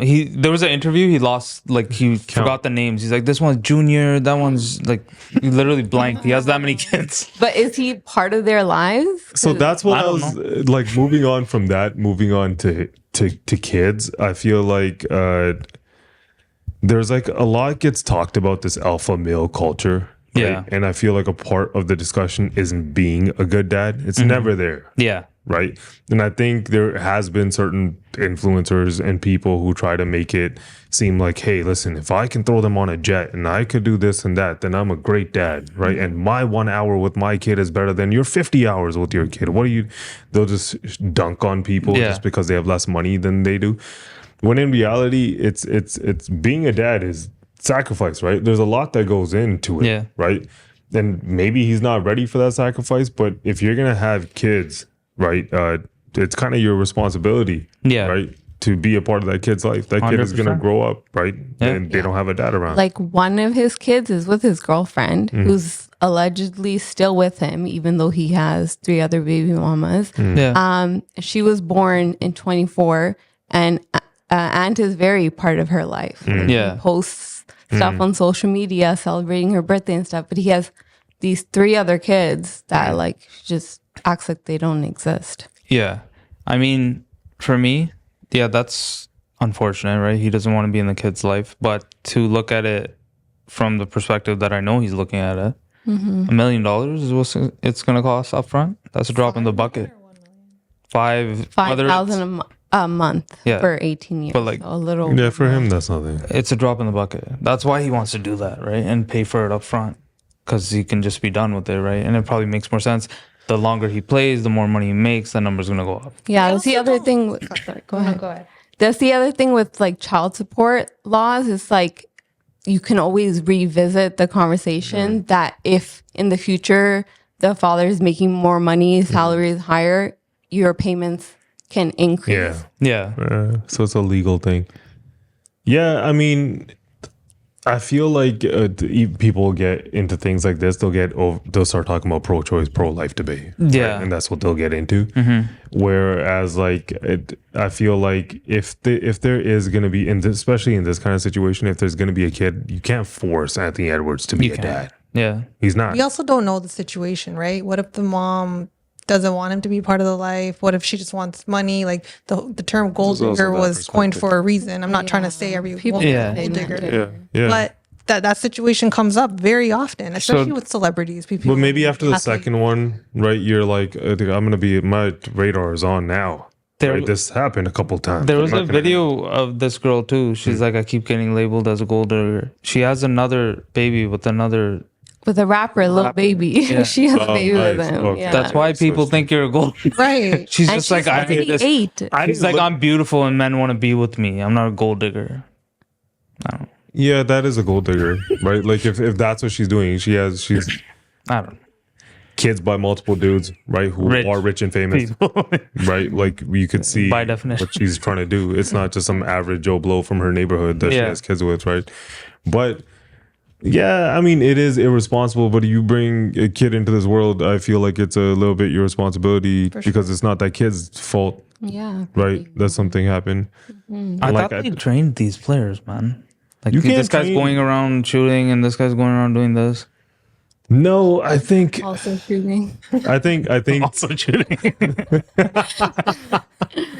I think not a lot gets talked about how a family, a traditional family with a mother, father, kids, how much of a net positive it is to society, right? And how much if you raise kids a certain way, right? I'm not saying he was raised the wrong way or anything, but I'm saying what he's doing now, right? It's not technically right. I also don't know his relationship with the girl. What if she's like, Sukhveer saying, like, what if she's a crazy person, right? Who wants to use the kids? A lot of weird things happen, even in like divorces and stuff like that. Let alone these one night stands where now there's a baby coming out. And who also knows? like, did you guys ever watch the show The Game? Yeah, there was like a turkey baster situation. Okay, where one of those. Yeah, so I don't know. Yeah, girls are crazy. Yeah, that's why Drake put hot sauce in there. Crazy. I think I not can't. Definitely crazy. Okay. But those, some of them are. Yeah, I can't articulate my point right now. I feel like I've just been rambling for 2 minutes trying to say the same thing. You should respect dads. all right. Let's move on to Justin Bieber. All right, Justin Bieber. So Justin Bieber has been quite active on social media. He recently got a nose piercing, and then he's posting all these like cryptic selfies and other like photos and videos on Instagram. Then he posted this on his IG Live. So this is just a quick clip.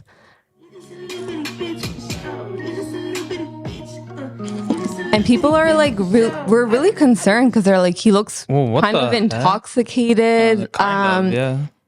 And like he's not doing well. Then he posted this. Girls on social media when they get engaged. Was that around the time? And people are saying he's doing it. He's doing it because Selena Gomez just got engaged, and she posted that. And then so people are coining it as he's crashing out. This is the new term online. And then he deactivated his Instagram. And then when he deactivated it, he got it back. But then it, like, you know how people are always looking online and someone said, oh, Hailey Bieber is not following him anymore. Yeah. And then that whole rumor started online.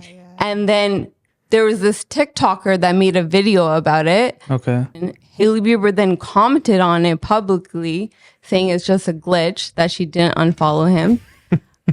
Which is like, I thought it was a little weird because obviously she's watching her TikToks and you're being a little chronically online. It's kind of strange. Yeah. But then after all of that, then Justin Bieber posts this video to his Instagram. So there's a lot of symbolism in this video. You see he dropped the scooter. He's ditching scooter. He walks into Drew house. You see the poster there. That's his clothing brand. Oh, this is AI. Yeah. And then Drew House again. I thought he shot this thing. Like, if you keep going in the video, there's some, like, that's the Drew House on fire. He walks away with his wife and his baby into a new house. And then he announces a new clothing brand. Okay. Called Skylark, and he's like posting it now all over his Instagram. So people are like, "Oh, was this just like a marketing ploy? Like he wasn't really crashing out." I heard some things. Like I heard Hailey Bieber was telling her like church group to pray for him because he did like those videos where he seems a little intoxicated. They did. Weird. So right when you were playing this, my mind just went to Kanye. Right? Yeah. Even his clothing line is kind of giving easy vibes. Yeah. Those signs. Before I even like realized where this whole story was going, to me, I was just like, marketing. Is this what Kanye started? Is this what they're gonna do now? This is how people market now. This is how they market. This is how you get. He's gotta act like you're going crazy, right? And it works. Yeah. Right. Again and again and you know again. how many views and engagement? Yeah, and then right when that product is launched or the album is dropped, people go, "Oh, fire album." Yeah. Or the shoes are pretty. They're I love these shoes. Then they're wearing them. Then now they're doing TikToks with these clothes. So like, I feel like it works, and I feel like they keep doing it again and again. But also, there might be this little part of it where they are going through these things. I think they mask it with some of this stuff. Yeah, I think so too. Because it's a little hard to believe that was all fake. Because it seemed pretty real. Like, he did seem like he was on. Well, he's been going through a lot his whole life, right? And this whole like Diddy stuff and people saying all this stuff. People say he's been going through stuff a lot in his whole life, right? Isn't a lot of that just him growing up and getting drunk with his friends kind of thing? Yeah, like he was doing a lot of drugs. Yeah, but like majority, like that's how kids grow up. I'm not saying everyone's doing heavy drugs, right? But like kids do stupid things as they're growing up. But his things are recorded. Yeah, but the things with this Diddy stuff, that's not even confirmed. No. Yeah, we don't know. You have people out here that will watch him doing that. I think it's a sorry video, and they'll be like, "Oh, I feel so bad." What the hell's going on in the guy's life? He could have just sung that song because of a breakup, right? Yeah, you don't really know for sure. He didn't confirm or deny any of that, right? So I think it might just be the way it ends. I think it's marketing, man. Yeah, I mean, after you saw Kanye West in a swastika T-shirt wearing sunglasses, just staring at the guy who's recording him. Mm-hmm. I was like, where the hell are we? Yeah. Even before that, like the Super Bowl commercial, he's sitting in a hospital bed. So what does he say? He says, I'm a Nazi or something. I don't know what you say. Yeah, that one was crazy though. I don't even know how that even passes. Why did that air? Yeah, how does that even make it to TV? But they'll shadow ban you for using COVID. Like, you can't say that, but this guy could. I don't know. It's a world pretty wild. All right. So we can move on. So Waka Flocka was, you guys know who he is, right? Yeah. Doesn't know Waka Flocka Flame. Does everyone know who he is? Yeah. He was on this podcast called It's Giving, and he was asked this question. So after I play it, I'd like to see what you guys would respond to it. Okay. You're on a boat in the middle of the ocean with your wife and your child, and it's still a young child. Both of them get lodged into the water. My wife. You're gonna save your wife? Yeah. Why? It's my wife. Period. That's it. I love my wife before I love my child. How the f could I choose my child over something or someone that created you?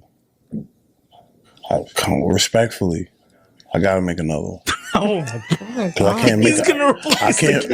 I cannot make the same woman I love. It's impossible. It's impossible. Like you can't play with love. I don't think she's agreeing real with him. talk. And this ain't for people that's inspiring to be loved or living in just bought an apartment with each other. The conversation, nah, it is real. So I know that kid. It wasn't meant for you. I don't know. I don't have a kid yet. What would you do? I think that's a difficult question, right? Like if he's trying to be logical about it and saying that He wasn't, though. He instantly replied. Wife. He didn't even make think about another it. one.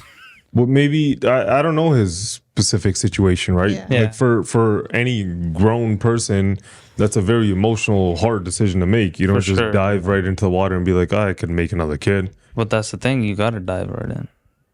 You got then the debate is like if you're going to try to be logical about it, right? One is the side that he's saying, right, which is you and your wife can make another kid, Yeah, right. And if you lose your wife, you're not God. You can't make another wife. Yeah. Right. Or can you? I don't know. Right. That depends who you are as a person. Right. Yeah. But on the flip side of it is also how old is your wife? How many years does she have to live? This kid has a whole life. Yeah. So this girl's scenario, she said your child is young. Yeah. That was the part that only stuck out to me. So that was the part where I wouldn't do what he did. And also, he doesn't have any kids. Oh, my bad. Yeah. Stereotype. I feel like that changes the way that you would answer. Yeah, that changes it a lot, man. Because there's And he stereotyped him hard. yeah, bro. He's a rapper, man. We just talked about guys having 13 kids. I could see it, but yeah. I feel like It's a really hard thing to answer, for sure. Like, even if I think about if I was him. Yeah. But just like, yeah, I would think about like the life that one person's lived over the other and save the child. I can't. Okay, there's. I feel like there's a couple things here. If you're gonna actually play this out emotionally, you wouldn't be able to live with yourself. I don't even think your wife would be able to live with you. Like, I'm trying to put myself in those shoes. And yeah, if I didn't jump in and grab my kid, and I just for sure let, I would want you to save the be kid, like, not why the me. hell didn't? right, you're gonna the rest of your life, you're gonna get that. You're gonna feel that, right? Whereas, like, if you're, I feel like I think it's a clear answer. What would your answer be if you just? What would my answer be? Yeah. It's not a clear answer. No, you can't. Don't think about it too hard. Well, my specific situation, honestly, you're the strongest swimmer, so I'm probably gonna die anyways. Right? So, like, Real talk, I thought about that. And you got to save her, right? Like, Save the both of you. yeah, like, it's not gonna be me, but like, yeah, if I was put in that situation, I don't know. That one's tough, man. I don't know. All right, think about it. I'll cop out. I don't have a kid yet, so I'll save my wife. Yeah, That's the answer. I'll revisit it later. no, because it is hard. Because if you love both people, then it's very difficult to say that somebody else's life is more important than the other person's. You can't equate that with time. You can't equate that with money. It's a feeling. You can't just negate that by just saying that one person's going to live longer. So I don't know what his religious beliefs are, but there are a lot of people in their religion, like Christianity, for example, that always say, like, in your list of order of life, would be God, my spouse, my kid. So that's just, some people just grow up like that. Okay. So I don't know if that's where his mind was going. That's like the beginning part of the podcast I was watching. She seemed like that. Okay. Like, that's where her mind was. So I don't know if that's what he meant. Okay. But I don't know. I mean, if somebody, like, if you do have kids, like, if you wouldn't even pick, like, if I'm picturing my daughter just floating away, crying, yelling my name, and I'm just like, all right. Like, I can't do that, man. No. Thinking about it makes me sad. Right? Honestly, like, I would jump in front of a car for. I would be drowning telling you, go save her. I feel like if I went this way and I was like, Sukfir, I got you, she'd be, get the fuck out of my face. I feel like I'd try to save both and I would die. I can't swim, man. Yeah. Okay, so let's move on. Yeah. So Jessica Simpson.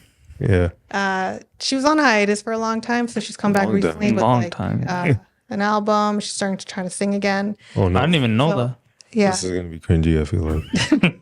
So she was given an elixir to help her vocal cords. Okay. So she's just talking about that in this video. They're like, what are you drinking? Because, you know, it's like, it's this Chinese herb thing. And I'm like, I don't know. And my vocal coach told me to drink it. And they Googled the ingredients and snake sperm. No, is it like tea? What? It's like a Snake honey. sperm.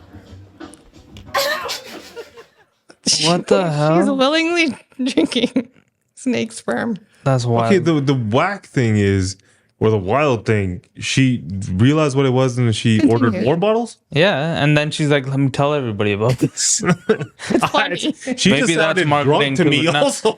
Like, it right? didn't seem like she was kind of sober. slurring. Celebrities with their obsession with animal sperm is Really? insane. Yeah, like I heard about salmon sperm being used on your skin for facials. Oh my Celebrities God. do that. But I yeah, just wonder, like, how do they get it? Right? Like, whose job is that? Curating that. It's weird. It is weird. Why is she drinking it though? That's weirder. Yeah. I don't know. I don't know if you guys watched this, but she was in this reality show with her then husband, Nick Lachey. Yeah. So she was like eating tuna, and the tuna was called chicken of the sea. And she's like, is this like chicken? So that's like kind of like her personality. So that makes sense. Why she never even asked what it was. She's like, oh, I got it. Yeah, like he told him, vocal coach told me. Did her vocal cords get better? Like, can she sing? So I saw a video of her singing. I didn't think so. Yeah. I thought she was a better singer before, but she's been through. Yeah, it looks like she's been a little bit put through the ringer. I don't know if some of it's she's recently got divorced. She's been going through. Yeah, and just as you age, like your vocal cords. Yeah, and then you start drinking snake sperm. That makes sense to everybody. Okay. So last video, this is a mom that left her toddler for, I think it was 2 minutes, just to go put some laundry upstairs. Okay. So this is what she came down to. When your son eats your dad, his ashes. My son has eaten my dad's ashes. What the hell? I didn't think this was going there. So the little jar of ashes was on like a counter. Oh my God. Son ate it. Dude, That's all the parents' fault. There shouldn't be a jar of ashes when you have a child. Yeah, so she got a lot of backlash from it. She's like, why was it put on such a low level? But she was doing like rentals or something, and she just put it there for not even, I think she said 24 hours. Miss on a money. Toddlers are so curious. Oh it is, I agree. Mom's fault. But like toddlers are so. Put that thing out of reach, man. Yeah. And also, it should have a better lid. No? Yeah, like a child-proof. Okay, I always thought keeping ashes at home is a little weird. Right? Like, I know it's a like a. We don't keep ashes. No. You put them somewhere. Yeah, you'll put them somewhere. I remember body of water. Our right? dog died. They offered that, and everyone's like, no. Like in an urn? Yeah. And keep them on like a fireplace mantle or something? Yeah. Yeah, I mean, to me, it's a little creepy, right? Yeah. But that's just my personal thing, right? Like, Yeah. not trying to judge anyone that does do it, right? But I don't know, man.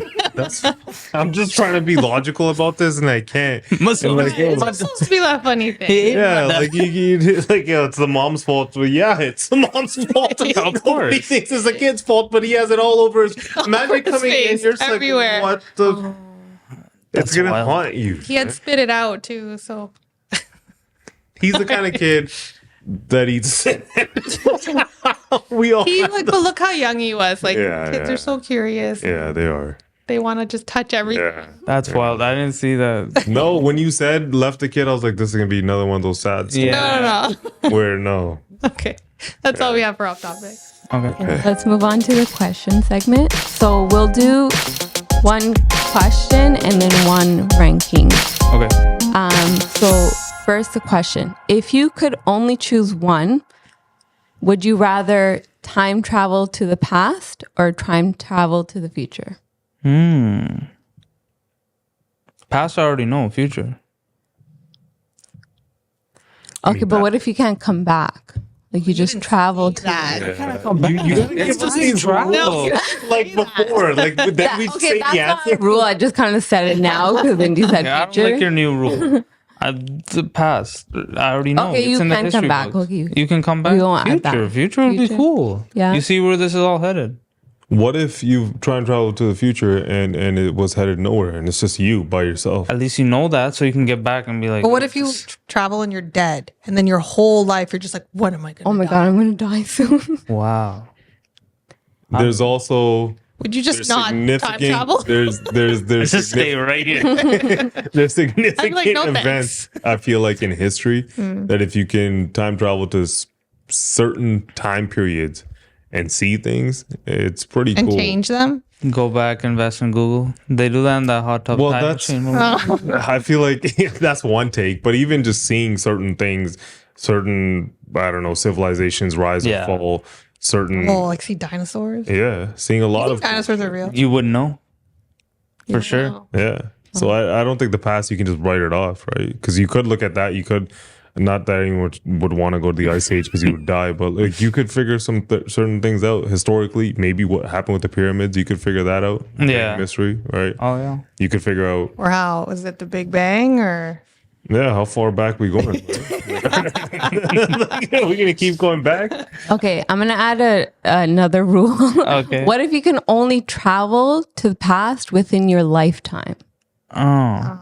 And you can only travel to the future within your lifetime. So one or the other, which one would you choose? Future. Then you're gonna go future because then like you're gonna relive what? You don't want to like a 3-year-old? Really? Yeah. Well, I guess if you're like 90. And you have like loved ones. It depends how old you are. Lost your husband or wife or a grandkid or something happened tragically and you want to go spend some time with somebody cool. Yeah, for me, I think it's all the same for all of us. Hopefully, like life's getting better right now. Kind of in the prime of life. I like it, and I want to see where it's headed. Right? Yeah. I don't really see the desire to go back. Yeah. Whichever crazy person wants to go backwards and be like, I loved being in primary school recess, right? Like, no. Okay, we'll do the ranking one now. So rank the following actors without knowing who's next. Okay. So in terms of what? Acting. Male actor. Acting skill? That's it? Who you Well, like? Who you like the best? Is this actors and actresses? No, just males. Okay. Okay, so the first one is Jerry Seinfeld. Seinfeld as an actor? He was on Seinfeld. Yeah, No, I know. But he's like a natural comedian. I didn't really watch the show, so you guys. I mean, we've watched him live. Yeah, so 5. You didn't like him Stand-up, live? we watched him live. Did you like the I stand? fell asleep. Yeah, that's what I was I didn't want to say. I was like, she fell asleep. I thought it was pretty good. Man. I was really tired I that thought the stand-up was pretty good. I just know there's some Seinfeld stands out there. Like, Oh, for sure. Seinfeld. For sure. And it's not that bad if you rewatch it. I tried. There could be somebody worse, but like I actually think his comedy, like his stand-up, I think is pretty decent. But she's not talking about comedian. She's saying as an actor. Yeah, I'm trying to throw him a bone here. As an actor, probably 5. We'll go 5. 5. Okay, next one, Ryan Reynolds. Oh, he's good. Recent controversy. Yeah. Yeah, let's not talk about what's happening. Kind of sways my decision. Right, but Deadpool. But he's Canadian. hilarious. Yeah. He's a good actor. He was in that other one too. You want to do 3? Can't remember. I guess we could do 3. 3? Not too good, not too bad. Sure. Okay, next one is Hugh Jackman. Wolverine. But what else? 2? Hugh Jackman's 2. No, he's in 4? other stuff, man. I just forget the names of movies. Yeah. I'm blanking, but he's in good stuff. X-Men. Yeah. No, he's in a really good one, man. I see a superhero trying to. He's in Prisoners. What is that? That's a Oh movie, yeah, I man. remember. Okay, 2 or 4? Maybe 4. Okay. 4. 2? Okay. 4. 4? 4? I'm good okay. with 4. Okay. And next one, Dwayne Johnson. The Rock. The Rock. Give him 2, right? That has That's to all be we 2. have We're left. gonna We leave only have one 2 and open. 1. I don't know. I would have flipped Hugh You want him Jackman. to be 1? No, Oh. no, not him. I would have put him 4th and then Really? Hugh Jackman 2. You The don't know Rock? who the next person is. I'll put him 2. Unless Let's The put him Rock, 2. the Let's next put the person Rock 2. sucks. The Rock is 2? Okay, and then the next person, which would be number 1, Kevin Hart. I knew you were going to Okay, say Kevin that's Hart. good. You knew that. Yeah. Kevin Hart, Rock, Ryan Reynolds. Are they all into Hugh a movie Jackman. together? What is this? So these were actually the top 5 highest paid actors of 2024. In what order? In what order? So number 1, Dwayne Johnson. Yeah, for sure. Number 2, Ryan Reynolds. Number 3, Kevin Hart. Wow. 4, Jerry Seinfeld. 5, Hugh Jackman. What the hell does Jerry Your list was Kevin Hart, Dwayne Johnson, Ryan Reynolds, Hugh Jackman, Jerry Seinfeld. I agree with our list. I like Me the too. list. I Yeah. think that's a perfect list. It's just The Rock. I don't know. What the hell don't you like about The Rock? Okay. Yeah, that's fine. But he's in so many things, man. Comedic relief. Yeah. Jumanji, him and Kevin Hart have a little bit of tandem. Yeah, it's a good list. Yeah. With that, remember, we're not experts on anything, and you guys should always do your own research. And with that, it's a wrap. We'll catch you guys next week. Take care, everybody.